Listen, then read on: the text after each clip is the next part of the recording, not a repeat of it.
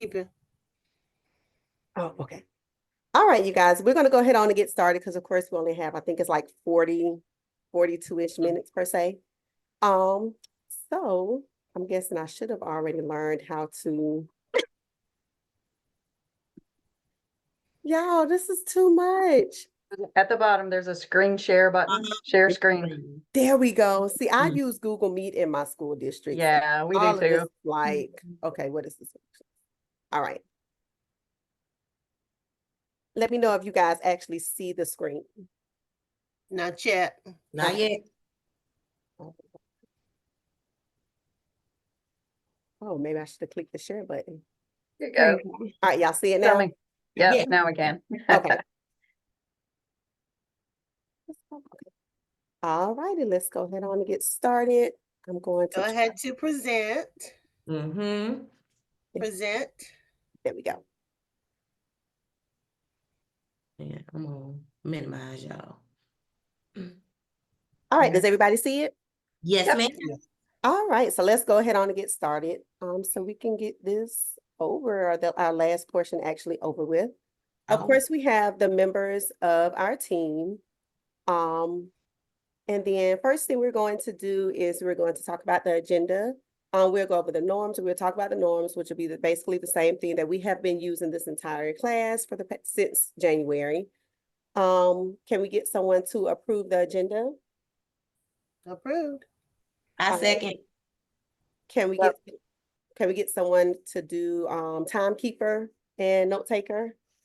I'm timekeeping. All right, we're gonna take about 15 minutes. We have 3 questions, so probably I would say about 5 minutes per question. Mhm. To talk about the different questions that we have related to the case study or our case study number 2. And then the last slide that we'll talk about is our takeaways. It probably won't take us 15 minutes, but just to have some leeway just in case. And then we'll bring it all together with a conclusion. Sounds good. All So right. my question is, we're doing 15 minutes. So what is going to be my time? Am I giving each person 1 minute for the question, or? I would say so, just to keep us on target so we won't run out of time. Mm-hmm. Okay. Very good. Confirmed. All right, so for the first question, it says, what guidelines could Donna have provided for the teachers prior to the grade level, and what research connections can be made? Would anybody like to start? I'll go ahead and start. What I felt like was because it was her first meeting, she kind of didn't want to put too much on the team. So she was just kind of trying to get their input, but it seemed to kind of confuse them a little bit more than actually helping them or to alleviate some of the stress. So she could have given them some things that she wanted to see specifically. Like if they were going to meet as a group and it was their first time meeting as a group, one of the first things that group needed to do was come up with a vision and norms. So why are we meeting? What is the purpose of this? I know that she gave us a task, but as part of that task, we have to work on it as a team.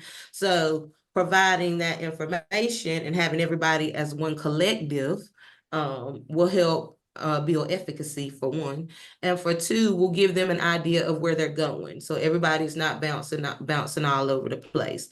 So telling them more specifically what it was that she wanted or needed from them would have helped. So or even some sentence starters. I'm looking for this. What if you use this?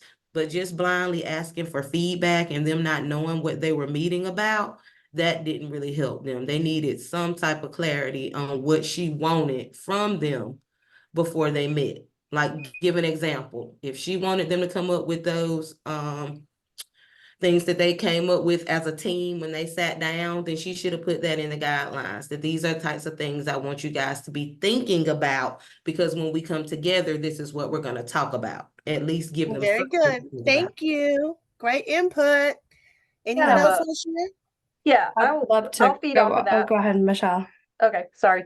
I kind of felt the same way as Shakita did. I almost wrote the same things that she did down as far as what the observation was. I was really thinking about Donahue, the research that I did with Donahue that said that when individuals have a unified effort, they can overcome challenges and get a better end result. Mhm. And I felt like that Donna gave them the ability to do that. She tasked them with collaborating and coming up with their own method, but just like Shakita said, she didn't really give directives and she didn't give examples or set that expectation or what outcome she even wanted. She just said, make a new plan of Mhm. how you're going to do this, but she didn't really show what the end result that she wanted it to be. So And so I'll piggyback off of that and then kind of change courses a little bit. But I agree with what y'all are saying is that she needs some guidelines. Anything would have been better than that. Anything research based. So she's just throwing them out there. So why are we doing this? What's the purpose? Because if she's been in that system for so long, why now? And then it seemed like she had a good leader because Celeste brought up committees. So that's already bringing in that collective efficacy, which we've talked about with so many of our researchers, starting with Bandera. So they have the opportunity there. There's definitely teacher leaders. And what I didn't like Donna doing, because a lot of teachers and actually administration do this in my experience, is she kind of said, well, I don't want to burden you. Mhm. And so, it's like almost like when we hear people say, well, the district told me to do it. So instead of her saying, well, research says we should do X, Y, and Z because of X, Y, and Z, now that buy-in comes in. There was way too much leeway. So they could go, which we'll see in the other questions, they could go every single way. Mhm. And I think I agree with what everyone else has said before me. I think they should have had some sort of guidelines so they would know what was expected of them to do or what the end result should be, instead of them just letting them decide as a team, what they wanted to do. So mine's pretty much the same. Donna had the option of offering rules for the grade level meetings. She had the option to cite current studies. She also had the opportunity to talk about how other schools have used this new observation. She might have recommended that the instructors speak with educators at other institutions about implementing this new concept. Mine's pretty much the same as y'all's. I guess my concern with the entire situation is that in the end, because she didn't give direction, we had 3 different plans in place, which is not consistent for any school to run effectively. So that was definitely a big no-no that linked back to everything that you guys mentioned earlier. So I guess that leads us to question 2. Is that correct? Yes, ma'am. Yes. We're on to question number 2. If I can get it going, Lord Jesus. See, look, I'm messing You up. got this, girl. Uh-oh. Uh-oh. I'm The sorry, magical y'all. silence. There we go. All right. Question two. Question number 2. All right, y'all. Question 2 asks us, how could the teacher's final plans be effective for the instructional processes? So the end result, and what connections can we make to the research? Would anybody like to go first? Sure, I'll go first on that one. So in the research that I saw, it said that collective teacher efficacy is the new #1 thing that influences student achievement. And Donna did this. She empowered her teachers. And I'm sure that with that, it creates a more trustful relationship and gives the teacher some empowerment and, increases their self-efficacy. And that will improve their teaching by having them constantly reflect on what they're, on their teaching practices. And she could evaluate this by simply doing walkthroughs to see if it's improving over time. That and maybe conferencing with them. So Donna was on the right track, but the teachers weren't taking it seriously because so many of them, I mean, what's that one grade level? Third grade. I mean, Mhm. Third grade. can you Those imagine? veteran Can teachers. you imagine coming back to your administration with what third grade said? No, no one can come to my room. Actually, no, administration, you can't come either. I'm going to videotape you. So there was no like accountability for themselves. Donna had great ideas, you know, and it seemed like other people in the grade levels, some of the grade levels, but even what the other grade levels came up wasn't really great. There was nothing towards any you know, anything like a specific walkthroughs. There was no instructional practice that was at the forefront of their minds. And this all goes back to question one, right? So if Donna had any type of guidelines, or what does she want success to be? Like, what's their goal, which is what Chiquita said with the vision. So if all of that, so if Donna, she has so many good intentions, but it just kept falling short. So she could have brought in, you know, our Marzano list, Hattie's effect size. I mean, there's so many things that could have been, hey, I want to be looking for this. And it was a missed opportunity. It wasn't showing leadership at all in that direction. And that's what I read in the research. Then it most of the time it's the veteran teachers, those ones that have been teaching for a long time, mostly before technology, that are less likely to want to change or try something new. They're pretty much stuck in their ways, and they think that what they're doing works best. It's even that way when they're put on a team with new teachers who have fresh ideas. They're kind of like, I've been doing this for a long time, so I kind of know more than you know. So because I'm older or been doing this longer, we're going to go with what I say. But as we can see, you know, that wasn't effective. They were the only group that didn't come up with a plan the first go round and had to be redirected again. I really think she should have utilized here her what was he called? He was called what was the guy's name? Oh yeah, He was the called first guy. the faculty leader or some guy. Like a He offered to liaison. help. Yes, because he knew there was going to be kickback. So utilizing him would have been a great idea for them to put in place, because true leaders will, as we learned in the research, will actually come through and actually help other teachers and help to raise their efficacy by sharing their knowledge and their expertise to get what needs to be done for the school to truly improve. Because as we read, not every teacher in the school will be a leader. So that was Right. the situation with the third grade teachers. They were not leaders. They may have been veteran teachers, but they just wanted to get by. And there's no way you can improve teacher efficacy, you can improve student performance without some type of feedback from someone else on your individual performance. And I think that's one of the things that I also wrote down when we did the initial questions. They needed some sort of observational tool in order to work for all of the grade levels, by everybody being able to do their own thing and coming up with their own observation tool. When they wanted to go to the other team members' class, it kind of left them to decide what they wanted to actually look for. If they would have had a tool to look for and different questions and different strategies and things to look for each particular classroom that they observed, then it would have been a little bit easier, and it would have been easier for the principal to actually determine, you know, what works best in each of the classrooms.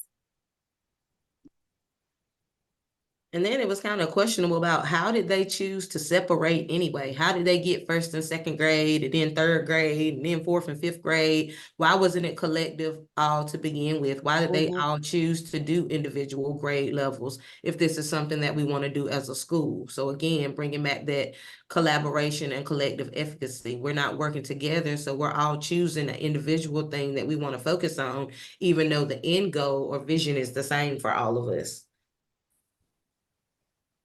I totally agree. And that goes back to the leaders being a model for teachers, who are then models for students in collaboration, which is also coming, you know, from our research.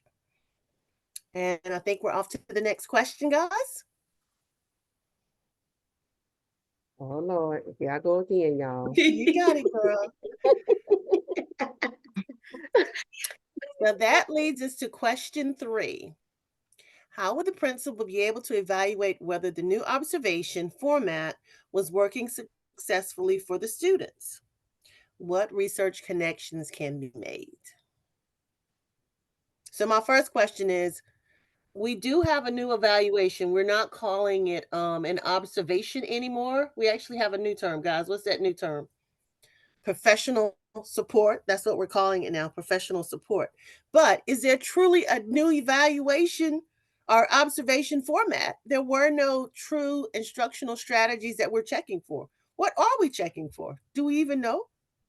Well, it's not equitable, right? So it's not equitable because, and I quote, let's look for something positive. Like, so somebody could write down, I like your anchor chart, or I like the colors in your room, and like that's effective feedback. So, and that goes back to what Robin was saying about having an observational tool, having that consensus, having us all agreed. So when they went to these grade levels, they should have had a brainstorming session and then again brought it back and said, here are some ideas. How can we tweak these? Instead of these grade levels just having this final say. And why was Donna okay with that? That's my other question. Like, why did she not see anything wrong with it? Because nothing was research based. And that goes back to, again, the Marzano 9, or like how our schools have different feedback, tools based on, maybe our school improvement plan. So if we're tying it into our school goals, then we know that we're going to be successful and hit multiple indicators and multiple areas of improvement. But Donna wasn't doing any of that. Yeah, I just think she didn't want to give them something else they had to do. So she was just like, okay, well, you all can go observe. I'm not going to tell you what to look for. Well, it's like she wants to be liked. She's looking as a friendship almost. Yeah.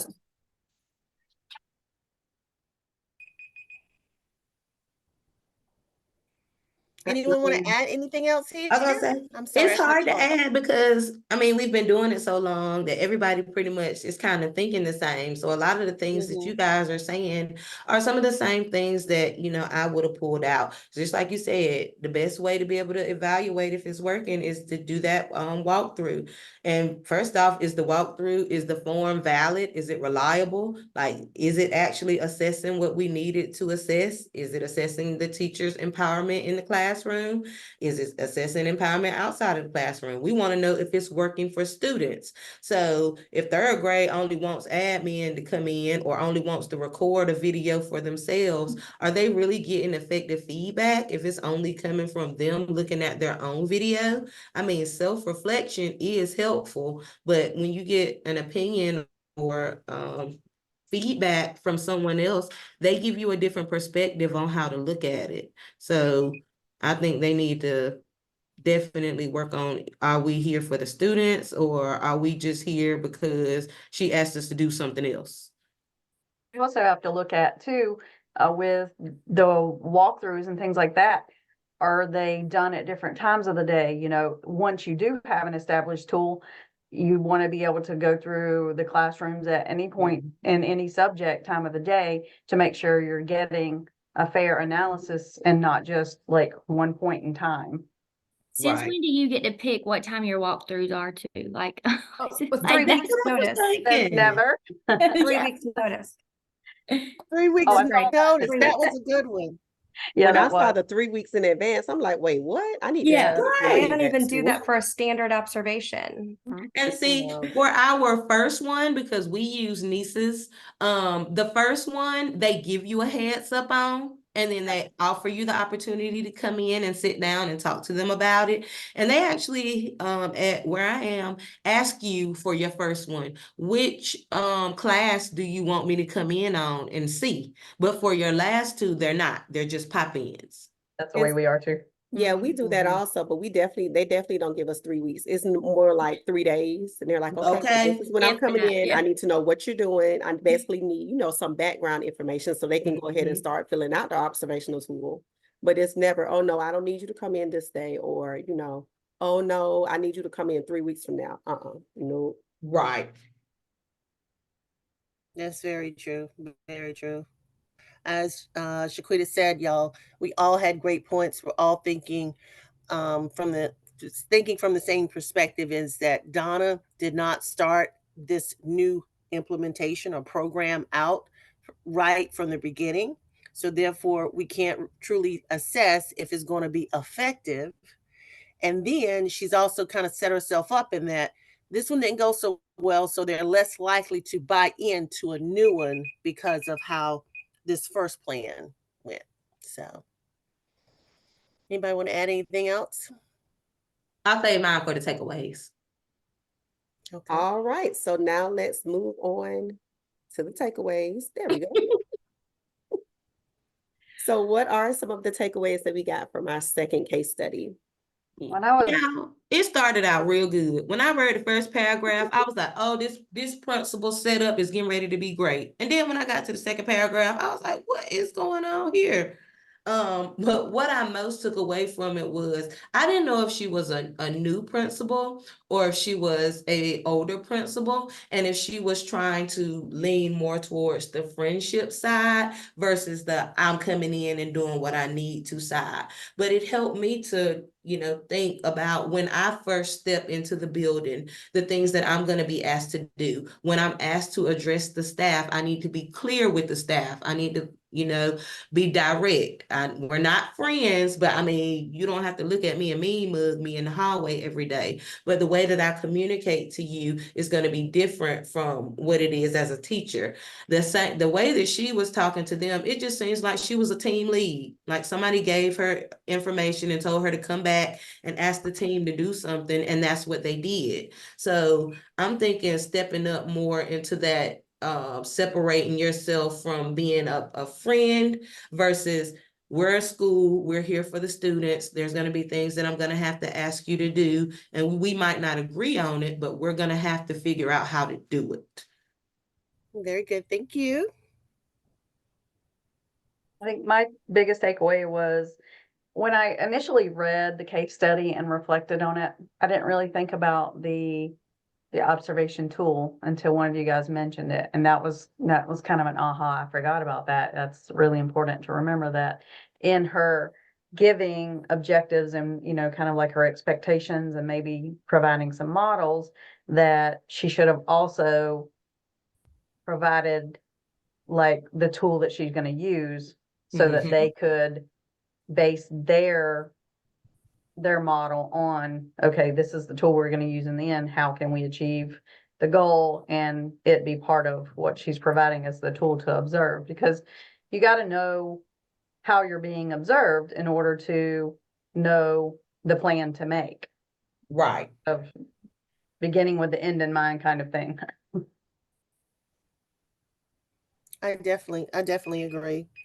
For me, the biggest takeaway was actually what Dr. Stedman, Dr. Revis, Dr. Lamb have been saying from the beginning since we started at Gardner Webb. Research, research, research. So as we said with the first question, you want to start out with your teachers. This is what the research says. This is how we want to move forward. So I think, again, we're privileged, I think, to be working with this group because I've talked to some of my peers who've gone through other programs, and in no way have they actually implemented as far as, we're going through our activities, the task. They didn't have the opportunities that we have to actually say, this is the research, this is how we implement it, and this is our expected outcome. So that's my biggest takeaway. So mine's pretty much all the same as y'all's. I thought she had a great idea from at the beginning, like you all said. She was looking more at friends. She didn't really want to have any conflicts. I just really did not like how she didn't keep everything like the same across the board on what she expected. That's really bothered me. But like Nicole said, from the beginning, there was no research to back up what they were doing, so the teachers can look at, why are we doing this? And I think it's very important that the teachers understand that they have to reflect to be able to change, or like how they're gonna, what can they do to help their students out, to move their students. And I think that's very important. I like that phrase, reflect to change. I like that. My two biggest takeaways were the observation tool and then just having a detailed plan. I don't think it was an actual detailed plan for each grade level to follow by. As a result, each grade level kind of did their own thing. So if she would have had a uniform plan for every grade level to follow, then it would have been easier. And of course, an observation tool for each grade level to use when they were observing their other team members. Then I think it would have worked better also. Well, and then for me, if she had a tool, like when does this implemented? Like when does it start? Tomorrow, in a week, next year? So where are your goals set? You know, it seems like we all said the same good intentions, but there's absolutely no follow through for that at all. It's like she went to sleep and woke up with this idea, and it's like, hey, let me just talk to people about it instead of, you know, researching it and seeing what she could do to make it effective. Because otherwise, you're going to put this into place and there's going to be no change. Like, do you want change? Maybe that's not even it. Maybe we don't even need change. Maybe it's just about, you know, peer feedback or whatever their made up, right? Peer observation word is. But it seems like she gave way too much on them, and she could have if she gave them some bigger guidelines or some goals. Hey, I want you to do this at this time frame, and then this would be your next step, and then so on. We're going to start this here, right? We'll check in again then, because she took a month before she even met with these grade levels after. So it seems like they got a lot of time in the world. I want to be at that school. No. And again, there was no plan as Rebecca said, there's no plan moving forward.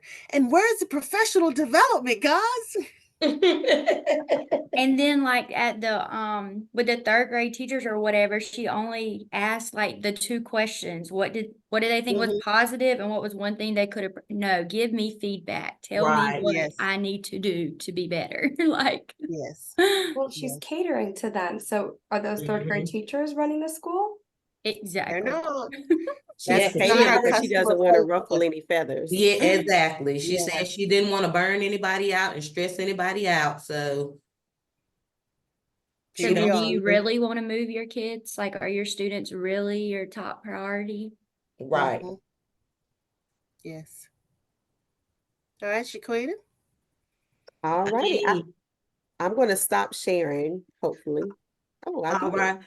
Well, y'all, it Wait, seems hold on. How do I stop recording? No, Shaquita has to wrap us up. Oh, yeah, I'm sorry, boo. Go ahead. wrap up. All right. Based on the information that we have been through in our second case study from our first case study, when we were looking at the students, now we're actually looking at the teachers and the principal's role. So we're getting a chance to step out of our comfort zone and do something that we haven't done before. So hopefully, as we continue to go on in the program and we continue to do case studies, we'll continue to build the research that we're doing. We'll be able to tie it in, and it'll make sense to what we're doing. So as we close out, we want to make sure that we do our assignment for this week. Our summary, everybody don't forget your summary. That's that 1-page summary with the 2 sections. The first part should be a summary overall of the case study, but not the direct points. Not every single point. And then the last part is pretty much what we talked about. You don't have to agree with the information, but if you're going to talk about it, make sure you provide enough detail. But remember that it's only supposed to be 1 page, and I know how we get sometimes. So we gotta try to keep it to 1 page. But overall, I thank y'all for coming. I think we did an amazing job. I have seen our growth from week 1 to we're almost to the finish line, y'all. So we just gotta hold on and keep our fingers crossed. We got this. Robin, back to you, love. All righty, you guys. I am going to stop recording now, hopefully.